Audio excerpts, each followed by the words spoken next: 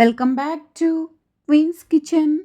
ఈరోజు మన కిచెన్లో కందగడ్డతోటి టేస్టీగా వేపుడుని ఎలా ప్రిపేర్ చేసుకోవాలో చూద్దాం.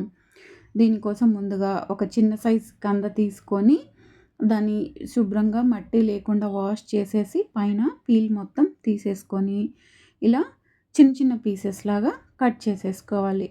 మనం కంద కట్ చేసేటప్పుడు ఎప్పుడైనా గుర్తుపెట్టుకోవాలి, చేతులకి ఫుల్గా ఆయిల్ అప్లై చేసుకొని మాత్రమే మన కందని కట్ చేయాలి. అప్పుడే మనకి చేతులు దురద పెట్టకుండా జిల్ల రాకుండా ఉంటాయన్నమాట. లేదంటే చేతులన్నీ కట్ చేసిన తర్వాత ఒక హాఫ్ అన్ అవర్ వరకు మనకి ఫుల్గా వచ్చేస్తాయి. ఇలా కట్ చేసుకున్న కంద పీసెస్ అన్నిటిని ఒక ప్యాన్లో వేసుకొని అందులో కొద్దిగా పసుపు, ఉప్పు వేసుకొని ఇవి మునిగే వరకు వాటర్ వేసేసి స్టవ్ వెలిగించి స్టవ్ పైన పెట్టేసి మెత్తగా కుక్ చేసుకోవాలి. ఈ వాటర్ అన్నీ ఇంకిపోయే వరకు కుక్ చేసుకుంటే ఇంకా బాగుంటుంది. నేను అలానే కుక్ చేశాను.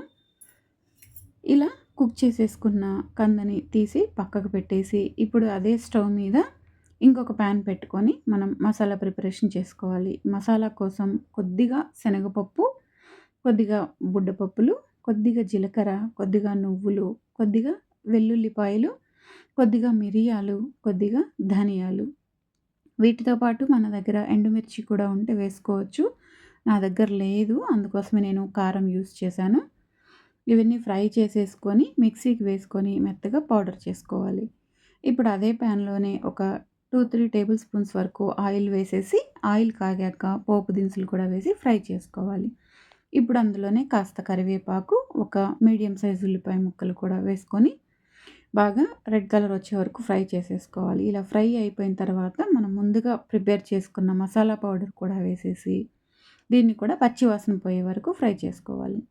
ఇలా ఫ్రై అయిపోయాక మనం ముందుగానే కుక్ చేసి ఉంచుకున్న కంద ముక్కల్ని వేసుకొని బాగా మిక్స్ చేసుకోవాలి. ఇందాక మనం ఉప్పు కొద్దిగానే వేసాం కదా, ఇప్పుడు ఇంకా కొద్దిగా టేస్ట్ చెక్ చేసుకొని రుచికి సరిపడా కొద్దిగా ఉప్పు, కారం కూడా వేసి ఒకసారి మిక్స్ చేసేసేయాలి.